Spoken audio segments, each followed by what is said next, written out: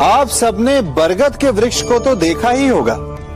क्या आपको ज्ञात है बरगद के वृक्ष के बीज का आकार राई से भी छोटा होता है, परंतु बरगद का वृक्ष संसार के महाकाय वृक्षों में जाना जाता है।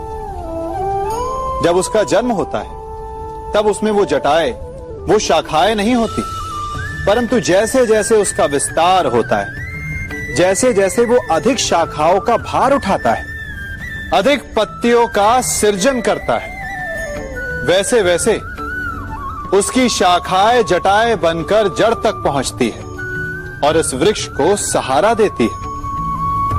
ये जीवन का बहुत महत्वपूर्ण पथ है। बिना लोभ लालच शुभ कार्य करें, अन्य लोगों की सहायता करें।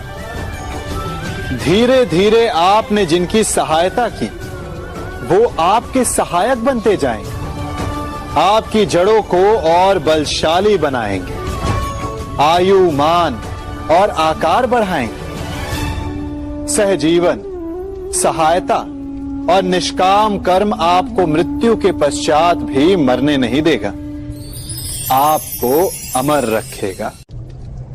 हमारा शरीर प्रकृति का एक महान आविष्कार है। इससे जटिल संरचना संसार में और कोई नहीं। हमारा शरीर जितना जटिल है, यदि इसे ठीक से जाना जाए तो इससे अधिक सरल ज्ञान देने वाला और कोई नहीं। हमारे शरीर में 5 इंद्रियां होती हैं जो हमें भाव, गुण और वस्तुओं का बोध कराती हैं। हमारे पास आंखें हैं, नाक है, स्पर्श के लिए त्वचा है, कान है और जीभा है। सबका भिन्न भिन्न कार्य है। आंखों से देखना, कानों से सुनना, नथनों से श्वास लेना, त्वचा से स्पर्श करना और जीभा से स्वाद लेना। परंतु क्या आपने कभी सोचा कि प्रकृति ने हमें 2 आंखें दी, 2 नथने दी, 2 कान दी, स्पर्श के लिए ये पूरा शरीर दिया, परंतु जीभा केवल 1 दी? ऐसा क्यों? क्योंकि प्रकृति चाहती है कि हम देखें अधिक, सुने अधिक और ज्ञान अधिक अर्जित करें, बोले कम। क्योंकि अधिक वाचाल नाश को निमंत्रण देता है। स्मरण रखिएगा।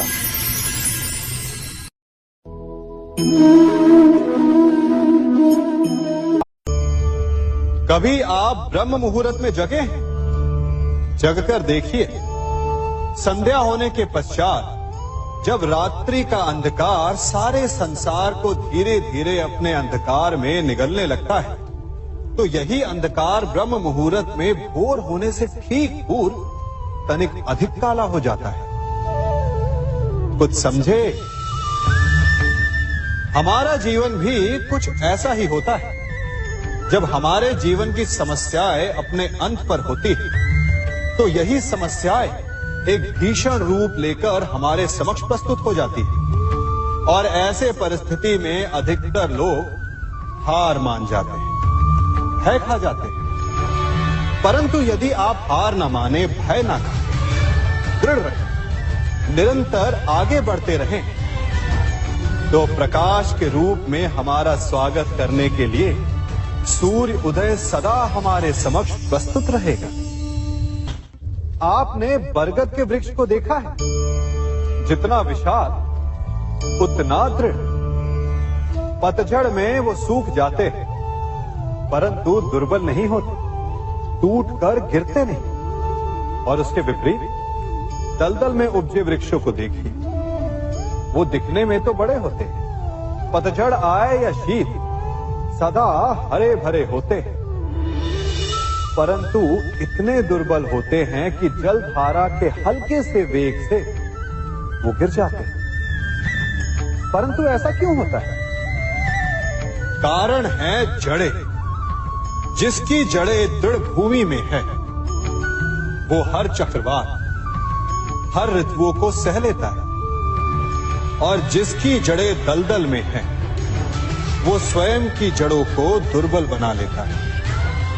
कुछ ऐसा ही मनुष्य भी होता है जो अधर्म, कुकर्म और असत्य की धरा पर उपजा है। वो समय की एक मार भी नहीं सह पाता, और जो मनुष्य सत्य, धर्म की धरा पर उपजा है, वो हर समस्या से अविचलित हो जाता है। अब आप पर निर्भर करता है कि आप क्या बनना चाहते हैं। हमारे जीवन में मित्र और शत्रु बड़ा महत्व रखते हैं। यदि गंभीरता से सोचा जाए तो ऐसा कोई क्षण नहीं जब हम अपने मित्रों के बारे में ना सोचते हो या फिर अपने शत्रुओं के बारे में। हमारा हर कार्य या तो हमारे मित्रों के हित के लिए होता है या फिर हमारे शत्रुओं के अहित के लिए। हम हर स्थान या तो अपने मित्रों के साथ होते हैं या फिर अपने शत्रुओं के साथ। कोई नहीं चाहता कि उनका शत्रु प्रसन्न रहे। हर कोई अपने शत्रु को नष्ट कर देना चाहता है, और ऐसा करने के लिए वो हर संभव प्रयास करता है। उसे आर्थिक, मानसिक और शारीरिक हानि पहुंचाने का प्रयास करता है। परंतु यदि मैं आज आपको ऐसा मंत्र सिखाऊं जिससे आप अपने शत्रु को सदा के लिए नष्ट कर दे तो, और वो मंत्र है मित्र बनाना। अपने सभी शत्रुओं को अपना मित्र बना लीजिए और आपके सारे शत्रु स्वतः ही समाप्त हो जाएंगे। मैं क्या कर रहा हूं? मैं दिए प्रज्वलित कर रहा हूं ताकि अंधकार को मिटा सकूं। अब आप कहेंगे कि इसमें कौन सी बड़ी बात है ना? परंतु इसमें महत्वपूर्ण बात समझने के लिए यह है कि मैं क्या नहीं कर रहा हूं, और मैं अंधकार नहीं कर रहा हूं। क्योंकि अंधकार को मिटाने के लिए प्रकाश का अस्त्र तो उठाना ही पड़ता है। बुराई को बुराई से नहीं, अच्छाई से जीता जाता है। अन्याय को अन्याय से नहीं, न्याय से लड़ा जाता है। क्रोध को क्रोध से नहीं, क्षमा का साथ लेना होता है। ठीक उसी प्रकार एक लोहा लोहे को काटता है, परंतु एक ठंडा लोहा ही गर्म लोहे को काट सकता है। इसलिए यदि आपको अपने जीवन में विजयी होना है तो अपने शस्त्रों को, अपने अस्त्रों को सोच समझ कर उठाइए, क्योंकि एक अनुचित सोच परिणाम पर भारी प्रभाव डाल सकती है। आप सब सोच रहे होंगे कि ये क्या मैं करने लगा। मैं इस पौधे को जड़ से उखाड़ रहा हूं। आश्चर्य हो रहा है ना कि एक पौधे को उखाड़ना या काटना ना केवल एक अपराध है अपितु पाप भी है। तो फिर मुझे ऐसा करने की क्या आवश्यकता पड़ गई? क्योंकि कई बार विनाश ही सृजन तक पहुंचाता है। यदि नया भवन बनाना हो तो पुराने भवन को गिराना पड़ता है। व्यवस्था को परिवर्तित करने के लिए क्रांति लानी पड़ती है। और उसी प्रकार यदि किसी वृक्ष या किसी पौधे की जड़ों में घुन लग जाए या उसका मूल सड़ जाए तो उसे जड़ से उखाड़ देना ही श्रेयस्कर होता है, ताकि उस स्थल पर नए पौधे उपज सके।